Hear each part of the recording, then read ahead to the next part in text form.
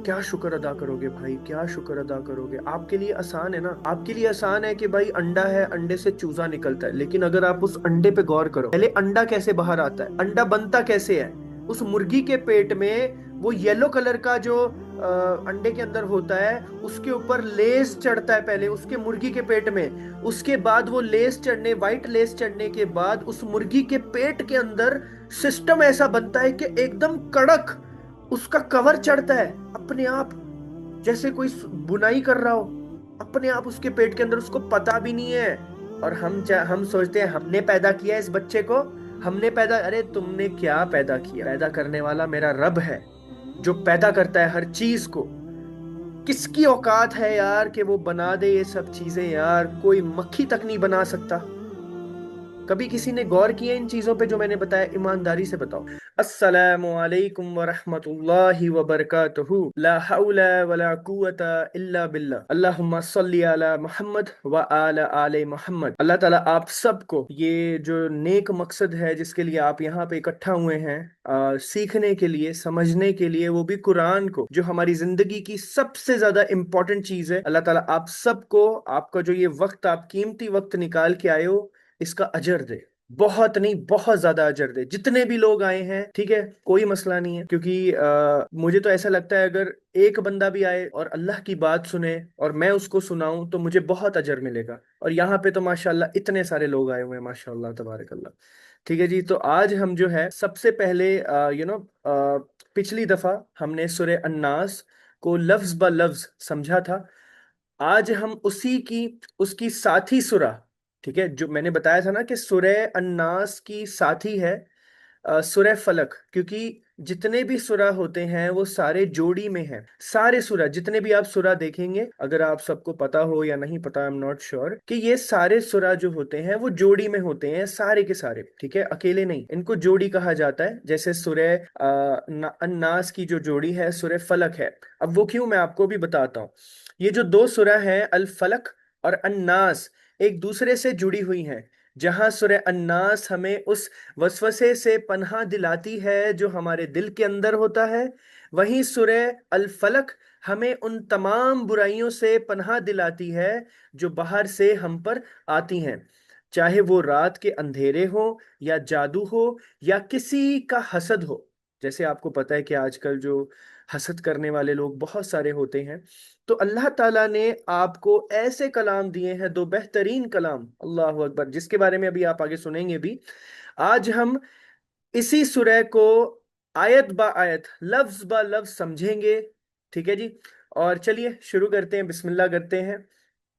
सूरह अल फलक के बारे में ज्यादा सही राय ये है कि ये मदीना में नाजिल हुई, यानी ये मदनी सूरा है। ठीक है, अगरचे कुछ उलमा इसे मक्की सूरा भी कहते हैं, लेकिन ज्यादातर लोगों की और ज्यादातर उलमाओं की राय ये है कि ये मदीना में नाजिल हुई। ठीक है, जैसे हमने पिछली बार जिक्र किया था कि सूरह अल फलक और सूरह अन्नास दोनों मिलाकर यानी दो पनाह मांगने वाली सूरा हैं। इन दोनों में अल्लाह ताला से हम पनाह मांग रहे हैं, अल्लाह ताला को कह रहे हैं अल्लाह ताला हमें पकड़ ले, हमें अपनी पनाह में ले ले। किनके विरुद्ध, किनके अगेंस्ट? शैतान के अगेंस्ट, वसवसा दिलाने वाले के अगेंस्ट। और आज जो है हम पढ़ने वाले हैं सूरह अल फलक के बारे में, जिसमें बाहर की ताकतों, उनके अगेंस्ट हमें पनाह में ले ले। हासिद, हसद, फिर उसके बाद अपना जादू, या फिर इन सब चीजों के अगेंस्ट। ठीक है जी, एक वाकया जो सही अल बुखारी में मज़कूर है, आता है, हजरत आयशा रदी अल्लाह अन्हा से रिवायत है कि नबी करीम सल्लल्लाहु अलैहि वसल्लम पर एक यहूदी शख्स लाबिद बिन अल असाम ने जादू कर दिया था। अब यहाँ पे ये जो रिवायत है ना गाइस, कि जादू कर दिया था, लाइक बहुत से उलमा कहते हैं कि हमारे नबी करीम सल्लल्लाहु अलैहि वसल्लम पे भी यू नो लाइक जादू टूना ये सब किया गया था। बहुत सारे लोग करते ही थे, लेकिन जाहिर सी बात है अल्लाह ताला अपने नबियों को, अपने रसूल को हिफाजत में रखते हैं, उनका कोई कुछ बिगाड़ नहीं सकता। लेकिन ये वाली जो रिवायत है, इसकी कोई एकदम पर प्रॉपर तरीके से इसकी सनद मौजूद नहीं है। बट लेकिन फिर भी बहुत से उलमा ये वाली चीज बताते हैं। क्यों? क्योंकि इसके इसके लिए हमें रेफरेंस जो है कुरान में मिलता है कि मतलब यहाँ एक जरूरी बात समझने वाली है कि कुछ उलमा ने इस वाक्या को इन दोनों सुराहों के नुजूल का सबब करार दिया है। मतलब ये जो वाकया हुआ था नबी करीम सल्लल्लाहु अलैहि वसल्लम के साथ, उसके बाद ये दोनों जो सुरा हैं उनका नजूल हुआ था, तो वो तब नाजिल हुई थी। ठीक है। जिनमें खुद इमाम इब्ने कथीर, ठीक है, इस खास रिवायत को कि ये सुराएं इस वाकया की वजह से नाजिल हुई। ठीक है। सनद के एतबार से ये कमजोर मानी जाती हैं। ठीक है। सनद, इनकी सनद पहुंचती नहीं है, लेकिन फिर भी इस तरह से कुछ उलमा, कुछ जो मुहद्दिसीन हैं, वो इसके बारे में बताते हैं। तो इससे हम ये सबक लेते हैं कि जादू एक हकीकत है। ये सच बात है, ये कोई झूठ बात नहीं है कि जादू होता है। जादू होता है। ये कुरान और सुन्ना दोनों से साबित है। और सबसे बड़ा नबी, नबी भी इससे महफूज नहीं रख रख पाए। नबी करीम सल्लल्लाहु अलैहि वसल्लम जो हैं, वो भी इससे महफूज नहीं रह पाए ये जादू से। ये जादू इतना बड़ा सच बात है। हालांकि अल्लाह से पनाह लेने के बाद, अल्लाह की पनाह में आने के बाद हम ये सब चीजों से बच सकते हैं। इसीलिए ये जो सूरह अल फलक और सूरह अन्नास जो है, इनके बारे में बताया गया है। तो आप सबको इस चीज के बारे में पता था या नहीं पता था, बताइए। नबी करीम सल्लल्लाहु अलैहि वसल्लम पे किसी यहूदी ने जादू किया था, ये चीज आपको पता था? इस चीज के बारे में इल्म था आप सबको? माशाल्लाह, बहुत अच्छी बात है। सूरह अल फलक में पनाह मांगी गई है उन बुराइयों से जो बाहर से आती हैं, और मखलूक का शर, रात का अंधेरा, जादू और हसद। ठीक है। इन सब चीजों से अल्लाह ताला से पनाह मांगी जाती है। और सूरह अन्नास में पनाह मांगी गई है उस बुराई से जो अंदर से आती है, यानी कि शैतान, जो नफ्स हमारा जो वसवसे दिलाता है हमारे नफ्स को। यानी इंसान पर दो तरह के हमले होते हैं गाइस, बाहर से और अंदर से। और अल्लाह ने हमें दोनों के लिए अलग अलग दुआ सिखाई है, ताकि हम हर तरफ से अपनी हिफाजत मांग सकें। हिफाजत करने वाला अल्लाह है। और हम जब अल्लाह से हिफाजत मांगेंगे कुरान के जरिए, जो अल्लाह ताला ने हमें बताया है नबी करीम सल्लल्लाहु अलैहि वसल्लम के जरिए, तो जाहिर सी बात है हमारी हिफाजत इंशाअल्लाह जरूर होगी। तो अब से ये चीज हमेशा याद रखिए, जब भी आपको इस चीज का अंदेशा हो कि आप पे कोई ना कोई बाहर से कोई ताकत हमलावर है, चाहे वो हसद हो, किसी की नजर हो, किसी की जादू हो, या कुछ भी हो, तो आपने सूरह अल फलक की तिलावत करनी है। जब आपको लगे कि मेरा नफ्स मेरे काबू में नहीं है, मुझे नफ्स में शैतान मुझे वसवसे दिला रहा है, गलत चीजें बता रहा है, तो आपने सूरह अन्नास की तिलावत करनी है। ठीक है। और इसको समझ के करना है, ऐसा नहीं कि आपने अपनी जुबान से इसको अदा कर दिया और समझा नहीं, तो इसका कोई फायदा नहीं है गाइस। आपको लफ्ज, हर हर हरफ का, हर शब्द का, हर आयत का आपको उसका सवाब जरूर मिलेगा, जाहिर सी बात है। 10 नेकियां जरूर मिलेंगी, लेकिन आपका जो मकसद था उसको पढ़ने का वो पूरा नहीं होगा, क्योंकि आपको समझा ही नहीं, आपको पता ही नहीं कि आप अल्लाह से क्या दुआ कर रहे हो।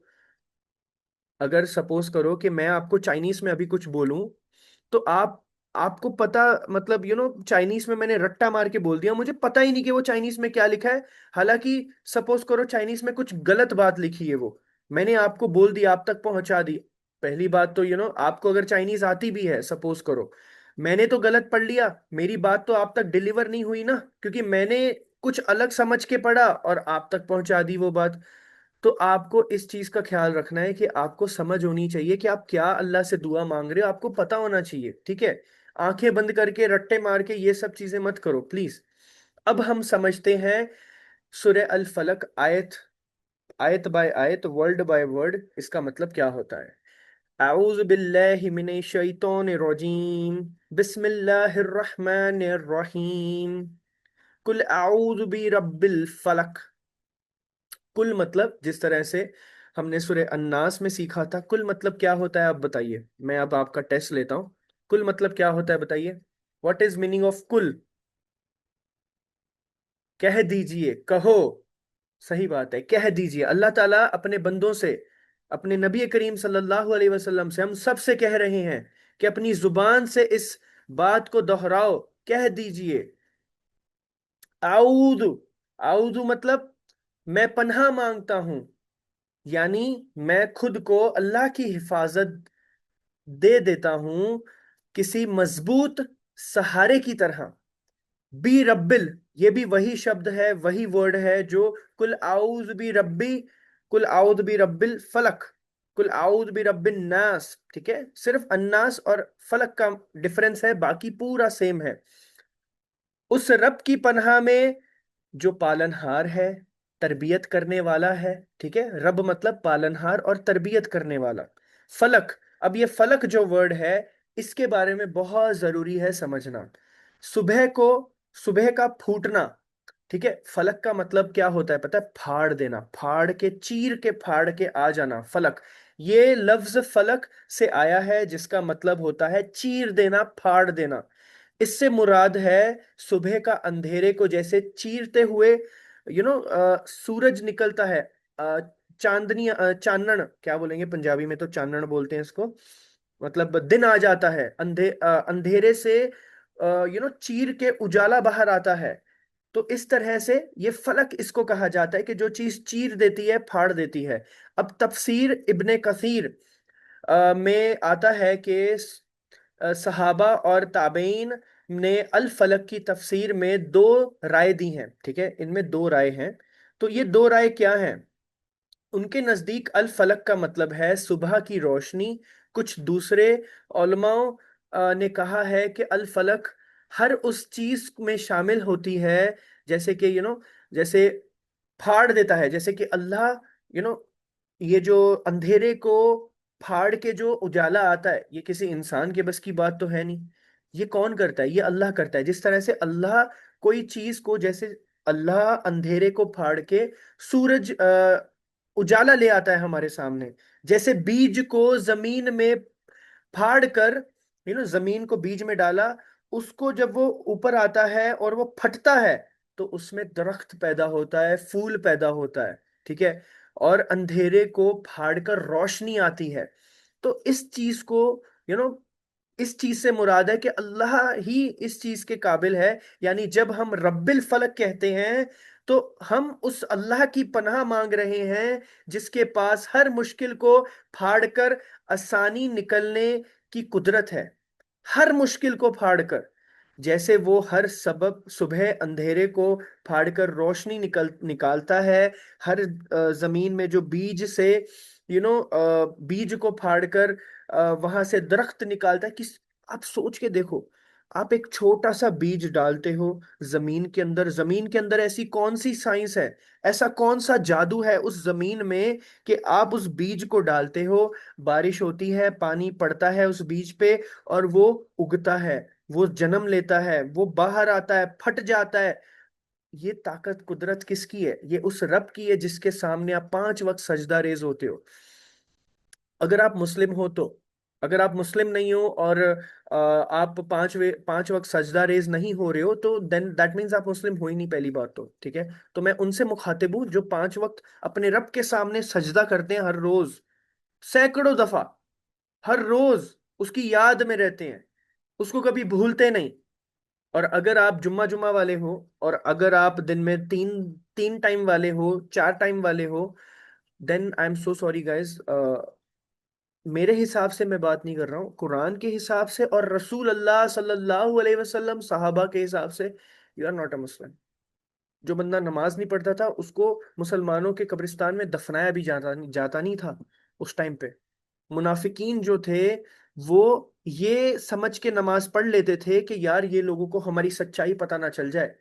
क्योंकि उस वक्त जो है, कोई भी इंसान, जिस तरह से अब मैं जैसे ईमान में आया हूं, तो मुझे इतना पता है कि अगर मैं नमाज नहीं पढ़ूंगा, दैट मीन्स कि मैं मुस्लिम हुई नहीं, मेरा कोई फायदा नहीं है मुसलमान होने का, मैं हुई नहीं मुस्लिम। तो अगर मैं मुस्लिम हूं, दैट मीन्स मैं 5 वक्त नमाज तो पढ़ूंगा। तो अब आप खुद पे नजर मारिए कि आप क्या पढ़ते हो या नहीं पढ़ते हो, या क्या है, जो भी है, ये आपकी मर्जी है और आपका अपना, अपनी उसके ऊपर है। ठीक है, एनीवेज हम आगे बढ़ते हैं। अब ये देखिए, ये कितनी खूबसूरत, खूबसूरत पहला लफ्ज है। जब भी जिंदगी में अंधेरा, यू नो अंधेरा लगे, मुश्किल हो, कोई रास्ता ना दिखे, हम याद रखें कि जो अल्लाह हर रात को, यू नो रात के बाद सुबह निकाल सकता है, जो अल्लाह एक एक इंसान को एक पानी के कतरे से, एक गंदे पानी के कतरे से इंसान की हड्डियां उसके माँ के पेट में बना सकता है। आप अपनी आंख पे गौर करो, आपकी आंख में कांच है, कांच। आप सोचो कि ऐसी कौन सी मशीनरी होगी कि कांच बनाई जाती है और उसमें गड्ढा है, उसमें कांच है और उसमें आपकी बिनाई है। अल्लाह अकबर। आप सजदे में क्या, आप तो शुक्र करते करते खत्म हो जाओगे, लेकिन शुक्र अदा नहीं हो। क्या शुक्र अदा करोगे भाई, क्या शुक्र अदा करोगे? आपके लिए आसान है ना, आपके लिए आसान है कि भाई अंडा है, अंडे से चूजा निकलता है, लेकिन अगर आप उस अंडे पे गौर करो, पहले अंडा कैसे बाहर आता है, अंडा बनता कैसे है। उस मुर्गी के पेट में वो येलो कलर का जो अंडे के अंदर होता है, उसके ऊपर लेस चढ़ता है पहले उसके मुर्गी के पेट में। उसके बाद वो लेस चढ़ने, व्हाइट लेस चढ़ने के बाद उस मुर्गी के पेट के अंदर सिस्टम ऐसा बनता है कि एकदम कड़क उसका कवर चढ़ता है अपने आप, जैसे कोई बुनाई कर रहा हो अपने आप उसके पेट के अंदर, उसको पता भी नहीं है। और हम सोचते हैं हमने पैदा किया इस बच्चे को, हमने पैदा। अरे तुमने क्या पैदा किया, पैदा करने वाला मेरा रब है जो पैदा करता है हर चीज को। किसकी औकात है यार कि वो बना दे ये सब चीजें, यार कोई मक्खी तक नहीं बना सकता। कभी किसी ने गौर किया इन चीजों पे जो मैंने बताया? ईमानदारी से बताओ, किया या आज कर रहे हो? अगर आप इन सब चीजों पे गौर करोगे ना, तो आप हमेशा शुक्र करने वालों में से हो जाओगे। और जब आप शुक्र करने वालों में से हो गए, तो आप एक ऐसे इंसान बन जाओगे, ओहो हो, माशाअल्लाह तबारकल्लाह, बेहतरीन। ठीक है जी, चलिए आगे बढ़ते हैं। तो अभी जो पहली आयत थी, तो हमने क्या सीखा उससे? कुल आऊज बी रब्बिल फलक। अभी ये जो फलक का वर्ड है, हम अल्लाह ताला से कह रहे हैं कि अल्लाह ताला कह रहे हैं अपने बंदों से कि कह दीजिए कि मैं पनाह मांगता हूं उस रब की जो फाड़ देता है। किस चीज को फाड़ देता है वो मैंने आपको समझा दिया। माशाअल्लाह तबारक अल्लाह, चीर देता है, फाड़ देता है। लेकिन यहां पे चीर देना मुराद, फाड़ देना मुराद किससे है? जैसे अंधेरे को रोशनी में, अंधेरा चीर के रोशनी आती है, रोशनी चीर के अंधेरा आता है, बीज चीर के दरख्त आता है। ठीक है, ये सब चीजें माशाअल्लाह तबारक अल्लाह। अब दूसरी आयत, मिन शर्री मा खलक। मिन शर्री, उस बुराई से। हमने लास्ट टाइम सूरह अन्नास में भी सीखा था, शर्री मीन्स शर, शर मीन्स बुराई। तो शर से याद रखना बुराई, उस बुराई से। ये एक आम लफ्ज है जो हर किस्म की बुराई को शामिल करता है। ठीक है, ये अरबी का एक ऐसा लफ्ज है जो हर किस्म की बुराई इसमें समा जाती है। मा खलक, जो कुछ उसने बनाया। ठीक है, माँ खलक मतलब जो कुछ उसने बनाया, यानी हर मखलूक, हर इंसान, हर जिन, हर जानवर, कोई भी चीज हो। अब इसका मुकम्मल तर्जुमा क्या हुआ? उस बुराई से जो उसने पैदा की हुई हर चीज में हो सकती है। ठीक है, जो उस बुराई से जो उसने पैदा की हुई हर चीज से हो सकती है, चाहे वो इंसान हो, जिन हो, जानवर हो, कुछ भी हो। अल्लाह ताला से हम पनाह मांग रहे हैं, ए अल्लाह, हम तेरी पनाह में आते हैं, हमें अपनी पनाह में ले ले उन सब चीजों से, चाहे वो उन सब चीजों की बुराई से, चाहे वो इंसान हो, जिन हो, जानवर हो, कुछ भी हो। ठीक है, अब यहाँ पे ये आयत सबसे आम और सबसे पनाह, जामे पनाह हुई है। ठीक है, यहां हर उस बुराई का जिक्र है जो किसी भी मखलूक से आ सकती है, चाहे वो इंसान हो, जिन हो, जहरीला जानवर हो। ठीक है, जहरीला, सॉरी नॉट जहरीला, मैं कभी जौ को ज बोल देता हूँ। जहरीला जानवर हो या खुद इंसान का अपना नफ्स हो। ठीक है, तो ये इतनी ताकतवर आयत है माशाल्लाह। तो अभी आगे की आयत, तीसरी आयत, वमिन शर्री गासिकिन इजा वकब। वमिन शर्री गासिकिन इजा वकब। वमिन शर्री, अब यहां पे शर, फिर से शर आ गया, और उस बुराई से। ठीक है, वमिन शर्री, व मिन शर्री, दैट मीन्स और उस बुराई से। ठीक है, ये पहली बुराई के बाद एक खास बुराई का जिक्र किया गया है। पहले हमने क्या बोला? पहले भी हमने शर की बात की, उसमें सारे शर शामिल हो गए। अब ये तीसरी आयत के अंदर कहा गया है और उस बुराई से, यानी कि एक स्पेसिफिक बुराई के बारे में बात की जा रही है। ठीक है, गौसिकिन, गौसिकिन मतलब रात या रात का अंधेरा। गौसिकिन मतलब होता है रात या फिर रात का अंधेरा। ठीक है, ये लफ्ज उस वक्त के लिए इस्तेमाल होता है जब अंधेरा अपने पूरे शबाब पर होता है, एकदम फुल अंधेरा। ठीक है, इजा वकब, जब वो चाहे, जब वो छा जाए, पूरी तरह फल जाए। ठीक है, जिस तरह के अंधेरा जो है जब वो पूरा अपने शबाब पे होता है, पूरा अपने उरूज पे होता है, और जब वो छा जाए, जब वो पूरी तरह फैल जाए। इजा वकब का मतलब ये होता है जब वो छा जाए, पूरी तरह फैल जाए, क्या? रात का अंधेरा, यानी जब रात का अंधेरा मुकम्मल हो जाए। अब यहां पे इस पूरी आयत का तर्जुमा क्या है, हम फिर से पढ़ते हैं। मिन शर्री, सॉरी, वमिन शर्री गासिकिन इजा वकब, इसका मतलब है और उस रात की बुराई से जब वो, जब उसका अंधेरा पूरी तरह छा जाए, पूरी तरह फैल जाए। एक तो वो उरूज पे आ जाए और पूरी तरह फैल जाए। ठीक है, अब यहां खास तौर पर रात के अंधेरे का जिक्र क्यों आया है? यहां पे ये बहुत जरूरी बात है, तफसीर, इसमें तफसीर में अगर हम जाएंगे तो वजाहत आई है कि रात का वक्त जिन्नात, शयातीन, जहरीले कीड़े मकोड़े और जानवरों का वक्त होता है। ठीक है, खतरनाक भरे जानवर जो है उसी वक्त निकलते हैं, रात के वक्त। ठीक है, और चोर और दुश्मन वो भी इसी वक्त निकलते हैं। अब जैसे किसी को गलत काम कोई करना हो, वो कभी भी दिन के उजाले में नहीं जाता, ये इंसान की फितरत है। और इसी तरह से जिन्नात, जानवर, और जिन, शैतीन, ये सब रात के वक्त निकलते हैं। और जादू का असर भी रात के गहरे अंधेरे में सबसे ज्यादा होता है।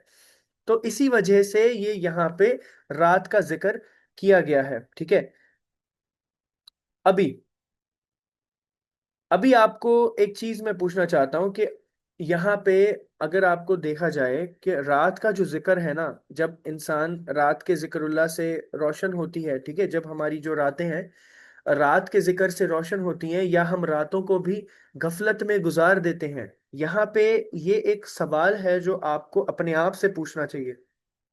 अब ज्यादातर जो हमारी जनरेशन है वो रात के वक्त जागती है, सुबह के वक्त सोती है। पहले की जनरेशन जो होती थी, जो हमारी जनरेशन है, अब मैं तो जेंजी नहीं रहा, मैं तो हो गया हूँ 30 साल के प्लस, जो लेकिन अभी जो 20 साल के बच्चे हैं वो सब रात के वक्त ज्यादा जागते हैं और सुबह के वक्त ज्यादा सोते हैं। मतलब ये सोचो कितना ज्यादा गफलत में वो जा रहे हैं जिंदगी में। और मैं भी अपने आप को ना बहुत बार ट्राई करता हूँ यार, मैं 11 बजे, 12 बजे, चाहे 12 बजे हो पर सो जाऊं, सो दैट सुबह हम जल्दी उठ पाए। है ना, ये बहुत जरूरी है, इस चीज पे थोड़ा खास ख्याल रखा करें इंशाअल्लाह। ठीक है जी। अब यहाँ पे वमिन शर्रिन नफसाती फिल उकद, वमिन शर्री नफसाती फिल उकद।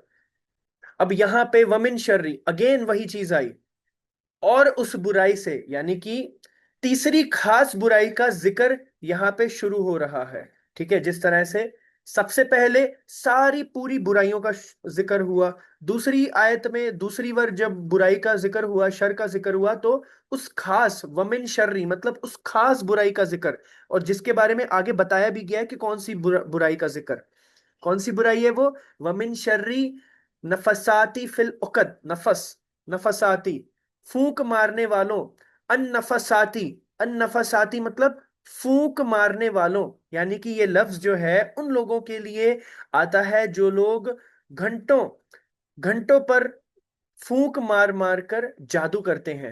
ठीक है, अब जैसे कि आपको पता है कि जब कोई इंसान लाइक जब कोई जादू करता है, कोई विच होती है, विच चुड़ैल, या हमने जब मूवीज में भी देखा है तो वो अपने जुबान से स्पेल करते हैं, स्पेल, स्पेल मतलब बोलते हैं। और जब वो बोलते हैं तो फिर उसके बाद वो किसी पानी पे फूंक वगैरह या कुछ इस तरह से, तो ये वो वाली फूंक मारने का बात हो रही है। ठीक है, फिल उकद यानी कि घंटों में। ठीक है, घंटों में, घंटे मीन्स वो होते हैं ना बड़े बड़े बेल, घंटे। अब यहाँ पे फिल उकद, ये उकद का मतलब है गंठ, यानी कि जादू करने वाले धागे और धागे में जो गांठे गांठे जो होते हैं, सॉरी इट्स नॉट घंटे गाइस, इट्स गांठे गांठे लाइक क्या बोलेंगे इसको, पंजाबी में तो घंटों बोलते हैं, हिंदी में क्या बोलेंगे, कोई बोल सकता है, कोई बता सकता है इन हिंदी में कैसे बोलूं इसको, अ, हिंदी में, गिरा, गिरा, not not not not guys, not, yes not, सही बोला, इंग्लिश में नॉट बोलते हैं। जब कोई धागा होता है, धागों में जब वो धागे को हम ऐसा वो करते हैं, गांठ मारते हैं उसको, तो उसकी बात हो रही है यहाँ पे, गांठों में, ठीक है, इट्स नॉट घंटों, मेरा पढ़ने में थोड़ा दिक्कत हो गया, गांठों, इट्स गांठों, ठीक है, गांठों में, इट्स गांठों, उसका मतलब होता है जादू करने वाले धागे जो होते हैं, धागों में जो गांठें बांध कर उन पर फूंका जाता है, ठीक है, उन गांठों पे जो लाइक फूंक मारी जाती है उसके बारे में बात हो रही है। और उन जादूगरों की बुराई से जो गांठों पर फूंक मारते हैं, ठीक है, इस पूरी आयत का मतलब क्या है, ये पूरी आयत क्या थी, वमिन शर्रिन नफसाती फिल उकद, वमिन शर्रिन नफसाती फिल उकद, और उन जादूगरों की बुराई से, यहाँ पे वो स्पेसिफिक बुराई के बारे में बात हो रही है कि उन जादूगरों की बुराई से जो गांठों पर फूंक मारते हैं, ठीक है, उन जादूगरों की बुराई से जो गांठों पर फूंक मारते हैं। अब यहाँ पे ये आयत सीधा जादू की तरफ इशारा करती है। यहाँ पे तफसीर इब्ने कसीर में बयान है कि कदीम जमाने में, यानी कि बहुत पुराने जमाने में, जमाने के जादूगर धागे में, गांठे में, गांठों में बांध कर उन पर मंतर पढ़कर फूंके मारा करते थे, ताकि जिस पर जादू करना हो उस पर असर हो, ठीक है। और ये आयत जो है हमें एक जरूरी असूल सिखाती है, जादू एक हकीकत है, इसका इनकार करना गलत है, क्योंकि खुद कुरान इसे तस्लीम कर रहा है, ठीक है। इसके साथ ही इसका जो खौफ खाना भी गलत है कि भाई कोई जादू कर देगा मुझ पे, कोई किसी ने मेरे पे चुड़ैल चढ़ा दी, किसी ने मेरे पे जिन चढ़ा दिया। 99% से ज्यादा लोग झूठ बोल रहे होते हैं, 99% से ज्यादा लोग सिर्फ और सिर्फ ड्रामे कर रहे होते हैं। ये जो चुड़ैल जिन जो चढ़ती है, इनका इनका सॉल्यूशन भी है भाई, क्योंकि इसका इलाज अल्लाह ने खुद बता दिया है कि उसकी पनाह मांगो। ओ भाई साहब, सूरह अल फलक पढ़ो, पनाह मांगो, अल्लाह अल्लाह की पनाह मांगो, अल्लाह से अपनी जुबान से कहो, कुल आऊज़ु बि रब्बिल फलक, अपनी जुबान से कहोगे तभी तो पनाह मिलेगी। आजकल भी लोग जादू, नजरे बद और ऐसी चीजों से परेशान होते हैं, कहते हैं कि हमें नजर लग गई, हमें ये हो गया, हमें वो हो गया, और कभी कभी गलत रास्ता ढूंढते हैं, जैसे कि आ, आमिलों के पास जाना, उनसे धागे बंधवाना, उनसे तावीज लेना, हमें नजर लग गई, हमारे बारे में कोई कुछ करो। मतलब पहले तो आप अ, उस गुनाह के लिए आपको अल्लाह के पास जाना चाहिए, और आप किसी और के पास जा रहे हो। आप में से कितने लोगों को, आपने कितने लोगों को देखा है कि जब भी उनके ऊपर ये चीज का टेंशन होता है वो किसी और के पास जाते हैं अल्लाह के सिवा? बताइए, जाते हैं कि नहीं जाते, देखा है कि नहीं?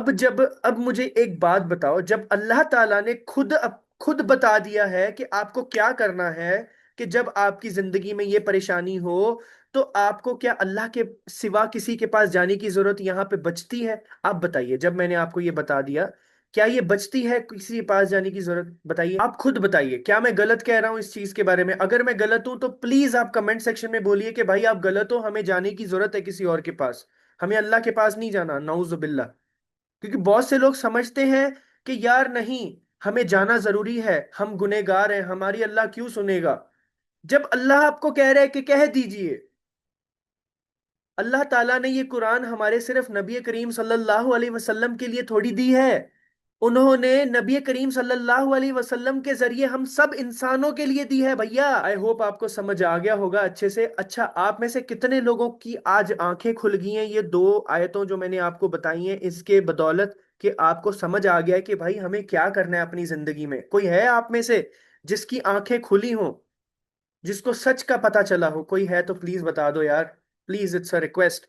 अगर आपके साथ हुआ है ऐसा जो मैंने आज आपको बताया, और मैंने आपको अल्लाह की बात बताई है, मैंने आपको ना मेरी तरफ से कुछ बताया, इसीलिए मैं अपने सामने यू नो चीज रखता हूं कि मैं कोई गलत चीज आप तक कोई बयान ना करूं, हर चीज रेफरेंस के साथ, हर चीज सही से आपके तक पहुंचाऊं, उसमें मेरा खुद के दिल की कोई बात ना हो। चलिए, बहुत बहुत शुक्रिया आप सबका, जजाकल्लाह खैर। अल्लाह ताला आप सबको कामयाब करे। आप सब लोगों ने मुझे बहुत अजर कमाने का मौका दिया है, ये मेरे लिए बहुत बड़ी बात है। 5वीं आयत की बात करते हैं। वमिन शर्री हासिदिन इजा हसद, वमिन शर्री हासिदिन हिजा इजा हसद।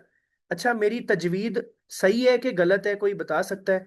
मे बी थोड़ी बहुत डिफरेंस हो सकती है, तजवीद में कोई खराबी है आपको लगता है, या मुझे सही है ना? थोड़ी गलत हो सकती है, because obviously I am a non Arab, लेकिन मैं कोशिश करता हूँ कि जिस तरह से मैं सारे लफ्ज को, मैंने जिस तरह से लाइक करना चाहिए हमें, वो सीख रहा हूँ मैं इंशाल्लाह।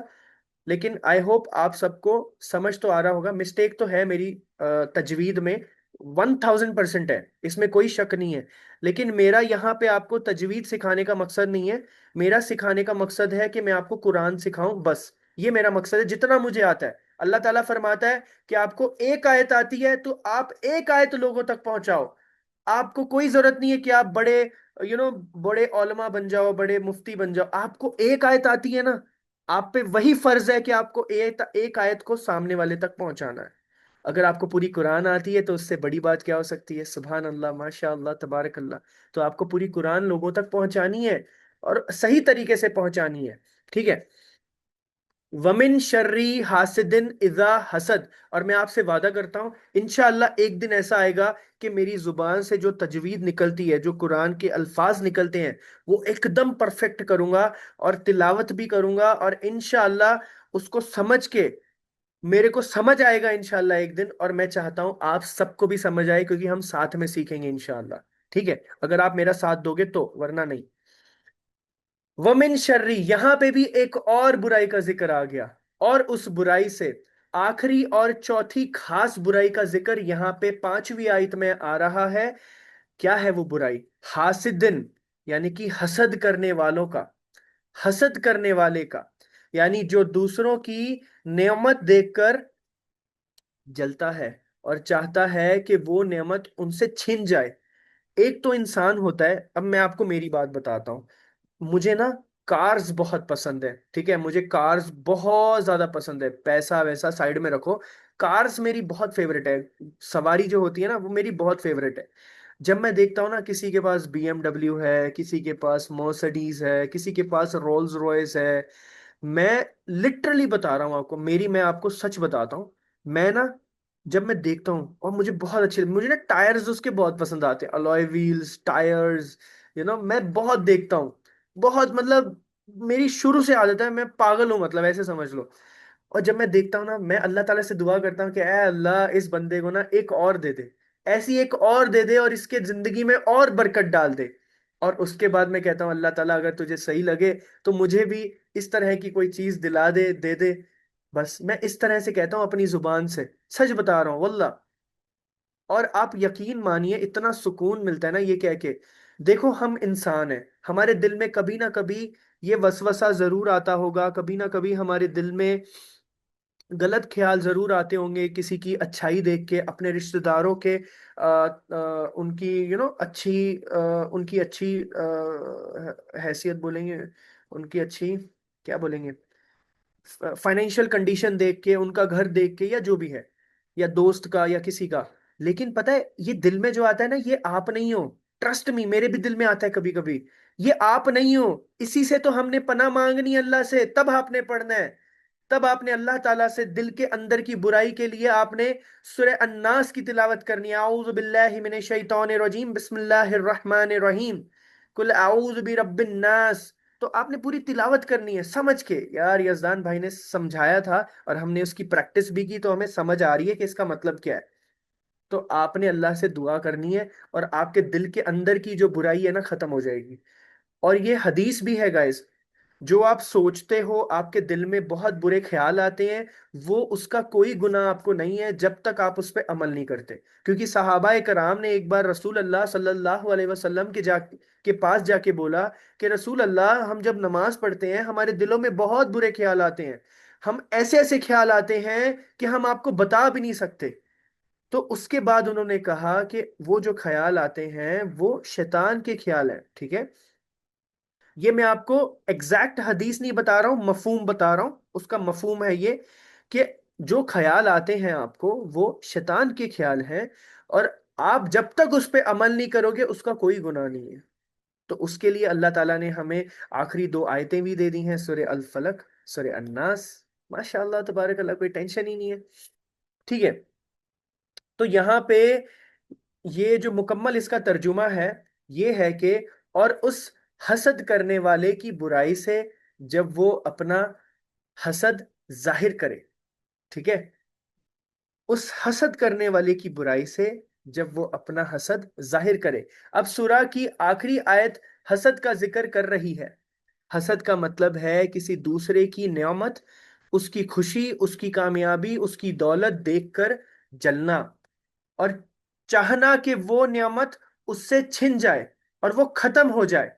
अब एक तो ये होती है कि अल्लाह ताला जैसे उसने तुझे न उसने तूने उसको नवाजा है वैसे मुझे भी नवाज दे। इसको हसद नहीं कहते गाइस, दिस इज नॉट हसद। हसद उसको कहते हैं कि उससे जलन हो रही है, यार उसके पास ये क्यों आया, उसके पास क्यों है ये, अल्लाह ने मुझे क्यों नहीं दिया, यार उसके पास, अल्लाह उससे भी छीन ले, खत्म कर दे, बर्बाद हो जाए वो, उसका बेड़ा गर्क हो जाए। इस तरह से लोग कहते हैं। आप सोचो, उनकी सोच है, थिंकिंग है उनकी। ये बहुत अहम है कि अल्लाह ने फरमाया कि इजा हसद, जब वो हसद करे, यानी सिर्फ दिल में हसद करना इस आयत का मौजू नहीं है, बल्कि जब वो हसद किसी अमल में तब्दील हो, ठीक है, जैसे नजर लगाना, बुराई का मंसूबा, बुराई सोचना उसके बारे में, या जबान से बद्दुआ करना, जुबान से गलत उसके बारे में अल्फाज दोहराना, उसके बारे में गलत सोचना, ये सब चीजों के बारे में इसको हसद कहते हैं, ठीक है। तो यहां हम देखते हैं कि सूरह अल फलक की चार बुराइयां, मखलूक का आम शर, रात का अंधेरा, जादू और हसद, सब बाहर से आने वाले खतरनाक, ये जो जितनी भी बुराइयां हैं ये बाहर से आने वाली हैं। और सूरह का जवाब हर बार वही एक है कि अल्लाह की पनाह। अल्लाह अकबर। आप अल्लाह की पनाह मांगो यार, अल्लाह से मांगो, है अल्लाह हमें अपनी पनाह में ले ले। ए अल्लाह, जैसे अपने माँ अपने बच्चों को पनाह में लेती है, उनका ख्याल रखती है, तो वैसे ही तू रब है हमारा, तू हमारा पालनहार है, तू हमारा पालने वाला है, हमें हर चीज से बचाता है। तू हमें बचा ले या रब, हमें इन सब चीजों से बचा ले। गिड़गिड़ा के बोलो, उर्दू में बोलो, पहले अरबी में बोलो, फिर उर्दू में बोलो, अपनी जबान में बोलो, मराठी में बोलो, पंजाबी में बोलो, जो जुबान में आती है वो जुबान में बोलो, पहले अरबी में बोलो, ठीक है। अब क्या हम अपने दिल को हसद से साफ रखते हैं? आपसे सवाल। आयशा रदी अल्लाह अन्हा से रिवायत है कि नबी करीम सल्लल्लाहु अलैहि वसल्लम हर रात सोने से पहले अपने हाथों में फूंक मारते सूरह अल फलक, सूरह अल इखलास और सूरह अन्निसा, सूरह अन्नास, सॉरी, सूरह अन्नास, सूरह अल फलक, सूरह अल इखलास, ये तीनों कुल पढ़कर अपने हाथ में फूंकते थे, ठीक है, और अपने जिस्म पर फेरते थे 3 मरतबा। तो सोने से पहले अगर आप ये सब चीजें करेंगे इस तरह, सुनह अबी दाऊद में भी और सही मुस्लिम की रिवायत में भी, सुबह और शाम के अज़कार में भी अल फलक का जिक्र आता है गाइस, ठीक है। तो ये जो दुआ है, ये कुरान जो पढ़ना है ना गाइस, ये दुआ है। आप सच में, आप अगर समझोगे ना कुरान को, जब आप पढ़ोगे तो आप देखो, आपको आज कितना अच्छे से पता चला कि यार कुरान की आयत जो है ये दुआ भी है, ये हमें जिंदगी जीने का तरीका भी बताती है, ये हमें अपने माँ बाप से कैसे सलूक करना है वो भी बताती है। अगर हमारी जिंदगी में फाइनेंशियल प्रॉब्लम हो, हमारी जिंदगी में कोई इस तरह की बाहर की प्रॉब्लम हो, जादू की, शर की, बुराइयों की, उसके सॉल्यूशन भी बताती है। तो कुरान हमें हर चीज का इल्म देती है। लेकिन क्या कोई है कि जो अल्लाह का कलाम समझना चाहता हो, आप में से, मेरे मुझ में से, या सब में से? तो ये हमारा सबका फर्ज है गाइस, ये हम सबका फर्ज है। देखो, अब आपको तो ये समझ आ गया कि मैं जो काम कर रहा हूं आपके लिए और मेरे खुद के लिए, आपके लिए तो छोड़ो, मैं खुद के लिए कर रहा हूं। मैं अल्हम्दुलिल्लाह अच्छा कमा रहा हूँ। अल्लाह के करम से मैं बहुत अच्छा पैसा कमाता हूँ, मेरा घर बहुत अच्छा है, मेरे घर वाले बहुत अच्छे हैं, मुझे क्या जरूरत है कुरान को लेके पढ़ने की। मैं भी दुनियावी जिंदगी जीता, मजे करता, अपनी जिंदगी में ऐश करता, बाहर जाता, व्लॉग बनाता, अपने घर का व्लॉग बनाता, जिस तरह से मैं पहले भी बनाता था, राइट। लेकिन मैंने ये काम क्यों स्टार्ट किया? क्योंकि मुझे समझ आ गई ना इस दुनिया की।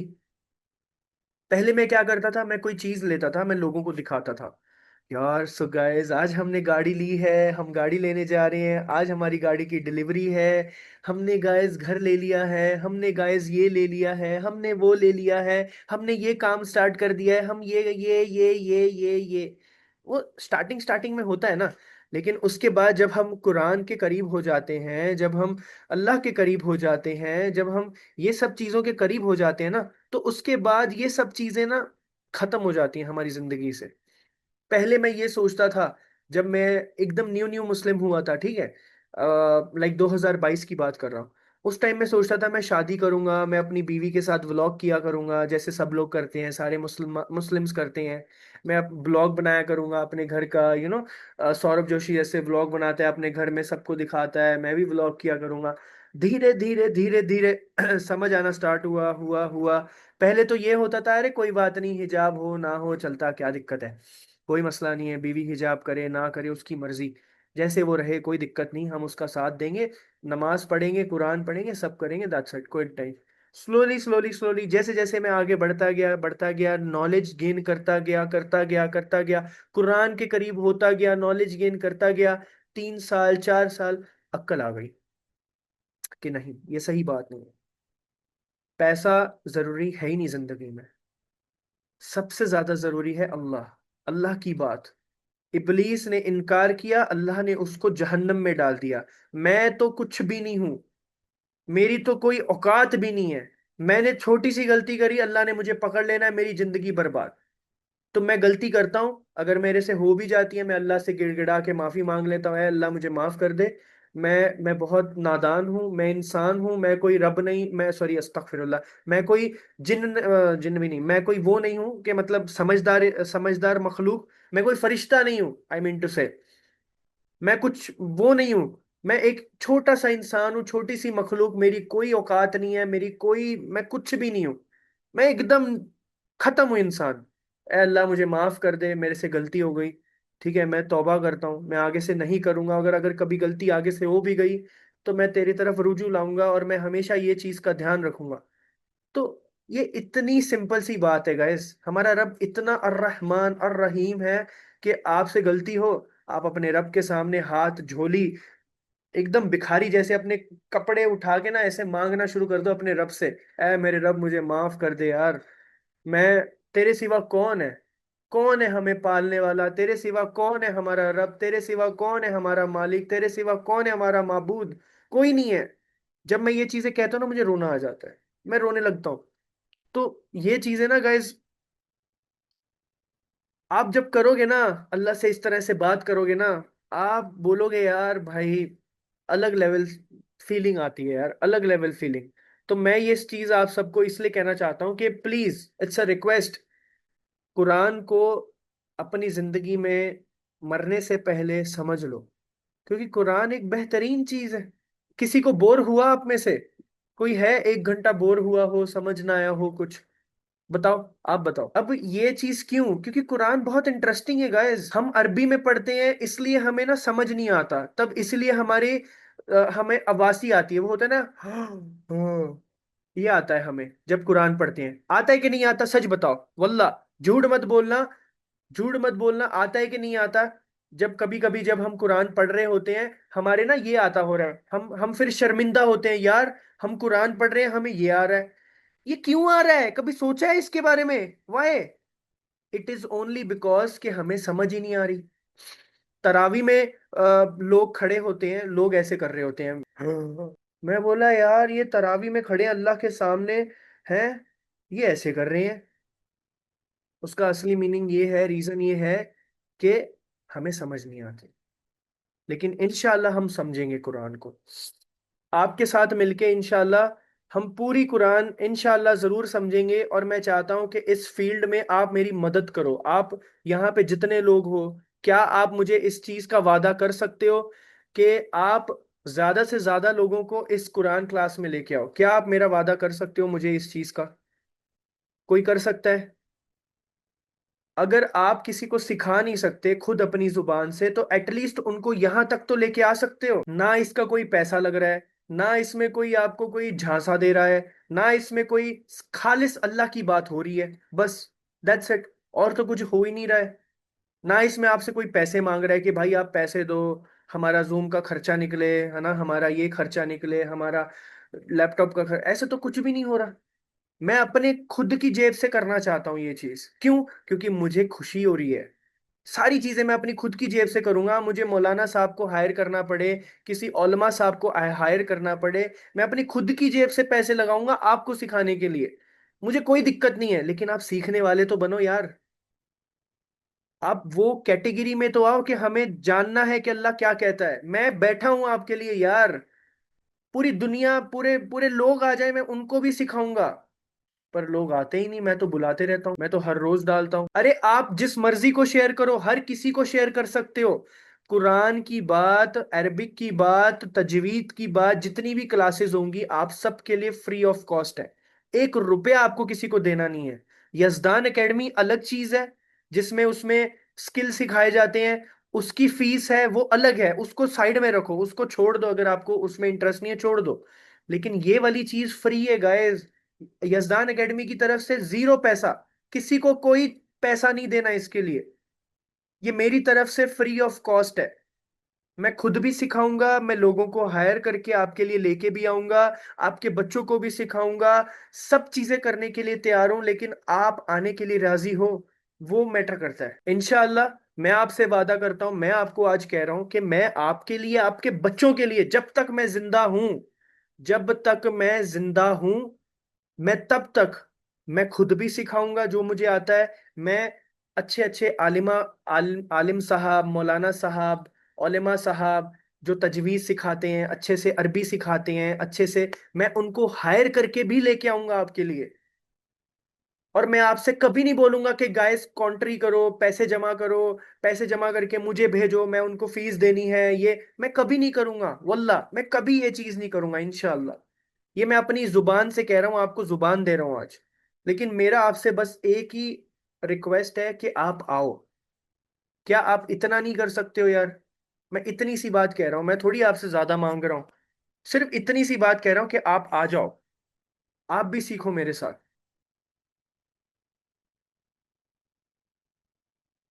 ठीक है जी, इंशाल्लाह।